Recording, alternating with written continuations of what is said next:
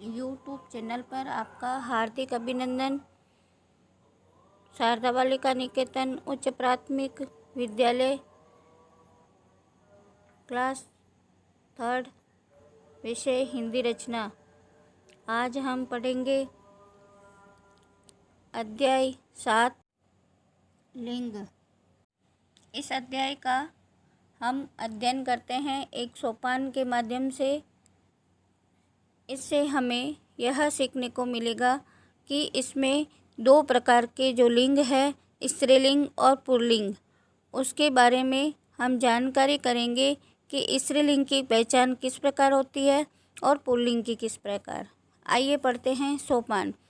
भगवान श्री राम जब वन गए तब सीता जी भी उनके साथ गई। अनुज लक्ष्मण भी साथ गए।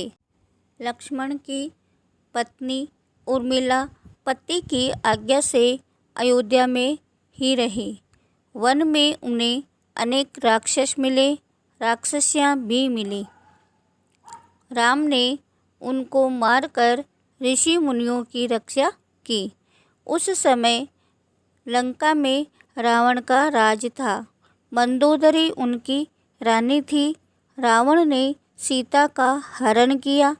भगवान राम ने लंका पर आक्रमण किया। युद्ध में अनेक राक्षस मरे। मेघनाथ मारा गया। सुलोचना सती हो गई। अब आप इसमें सोपान में देखेंगे कि कई गहरे काले अक्षर छपे हुए हैं। इन अक्षरों के माध्यम से ही हम लिंग का अंतर पहचान पाएंगे।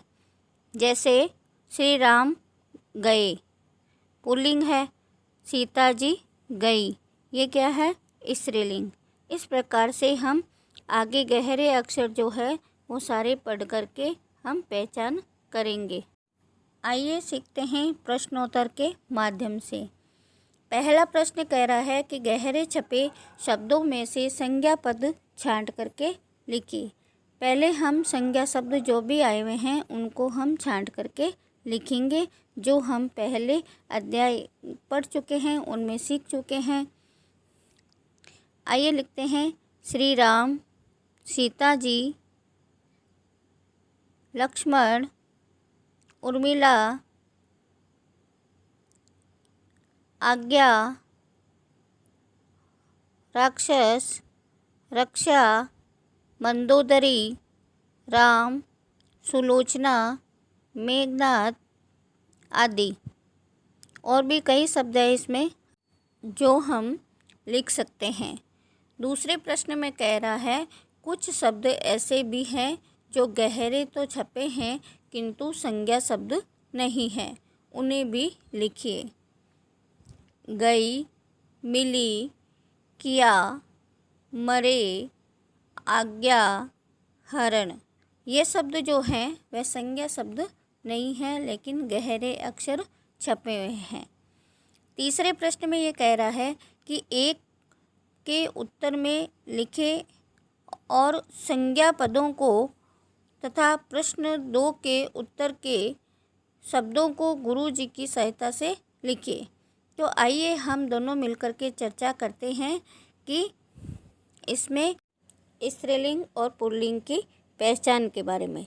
लक्ष्मण गए, राक्षस मिले, राज था, राक्षस मरे, मेघनाथ गया। इसमें अपने को पुल्लिंग का बोध होता है, यानी इसमें हमें पुरुष के बारे में जानकारी होती है। हम इन्हें पढ़ने पर देख सकते हैं कि यह पुरुष के बारे में बता रहे हैं।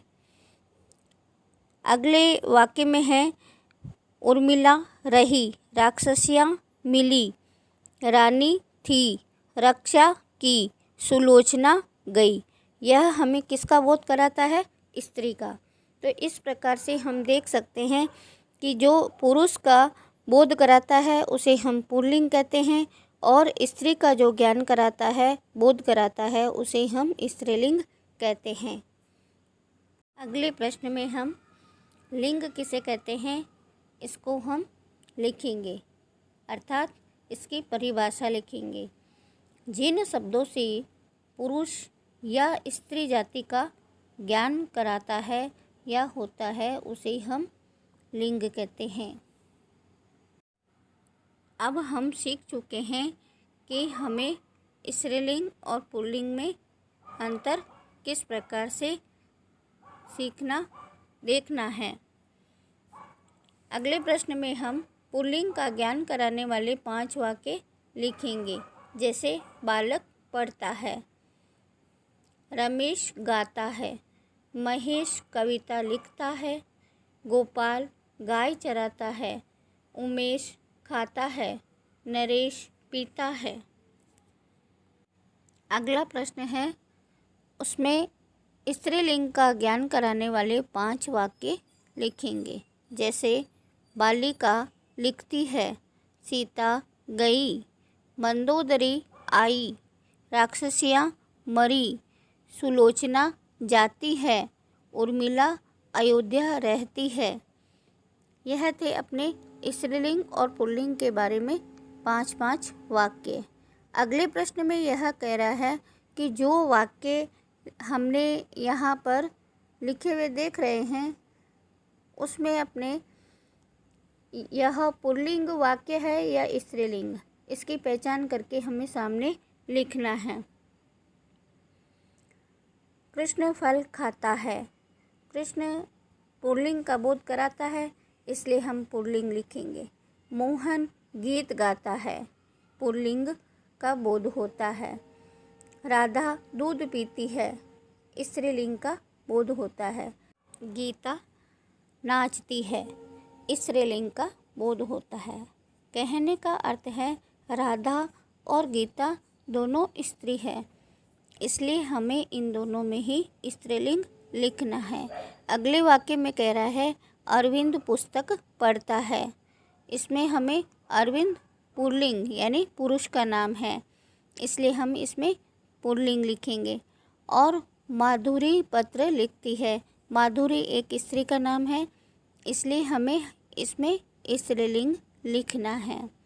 आइए आगे हम गृह कार्य देखते हैं। गृह कार्य में हम प्रश्न 1 में